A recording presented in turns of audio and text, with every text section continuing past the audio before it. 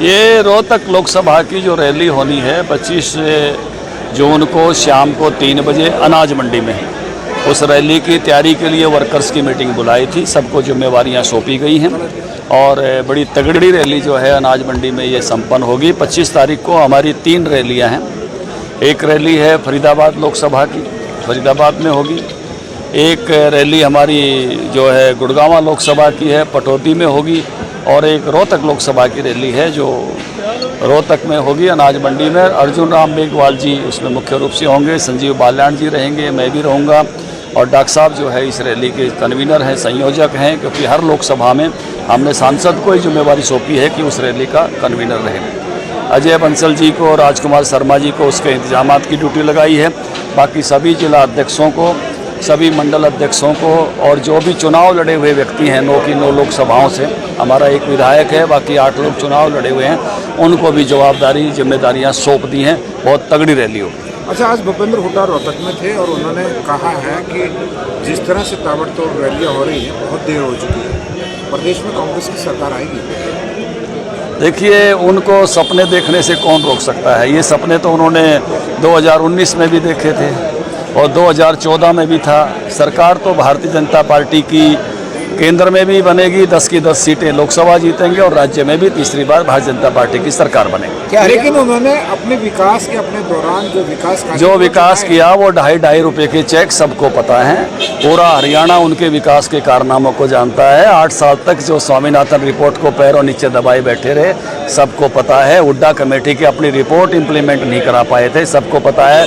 पूरी पार्टी को कैसे निपटाया है ये भी सबको पता है। एक समय शैलजा दलबीर सिंह जी, उनके पिताजी सिरसा क्षेत्र में कितने प्रभावी थे। आज शैलजा की क्या स्थिति, इन्होंने जो है कार्यकारिणी तक नहीं बनाने दी। एक समय अशोक तंवर जी को लठिया के उतारा गया, आपको मालूम है।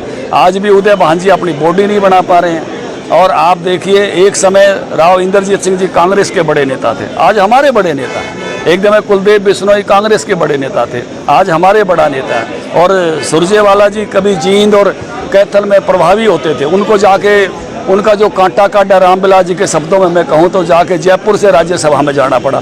पूरी कांग्रेस का सफाया जिस प्रकार से इन्होंने किया है वो सबके सामने है। कांग्रेस का जन आधार हरियाणा भर में जिस प्रकार से घटा है वो सबकी जानकारी में है। आज भारतीय जनता पार्टी मोदी जी के नेतृत्व में सब लोग विश्वास करते हैं। भूपेंद्र सिंह हुड्डा ने कहा कि अमित शाह मेरे दोस्त है, उन्होंने जी जो बातें की हैं मन से बोले वो मेरे मित्र है और उन्हें हरियाणा के बारे में पता नहीं क्या विकास हुआ, उन्होंने उनको जो लिख के दिया है वो पढ़ा उन्होंने। देखिए, किसी की ऐसे ख्याम ख्याली का तो मैं कोई जवाब नहीं दे सकता।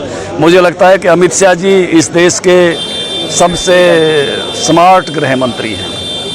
मैंने पहले भी जो है अनेक नेताओं के साथ लंबे समय से काम करने का मौका मिला है।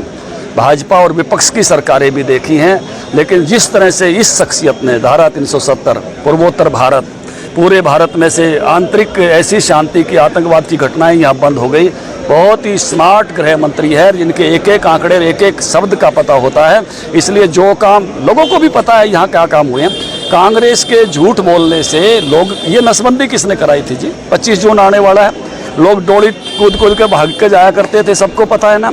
ये देश का विभाजन कौन सी पार्टी ने कराया था? कांग्रेस पार्टी ने। ये चीन को अक्साई चीन और कश्मीर का इलाका किसने दिया था?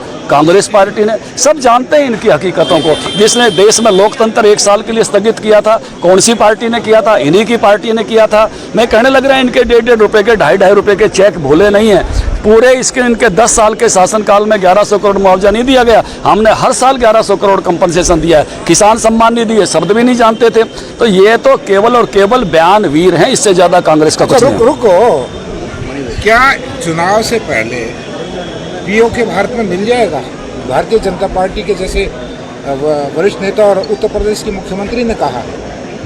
देखिए, पूरी भारत की संसद और पूरे भारत का संकल्प तो हमेशा से ही रहा है कि पूरा कश्मीर भारत का है। मिलने की तिथि और मिलने का समय वो तो भविष्य में बहुत सारी चीज़ें निर्धारित करेंगे, लेकिन पूरा भारत ये मानता है कि जो भी कश्मीर है वो पूरे का पूरा भारत का है। और केवल ओम प्रकाश धनखड़ बीजेपी अध्यक्ष का संकल्प नहीं, भारत की संपूर्ण संसद का संकल्प है।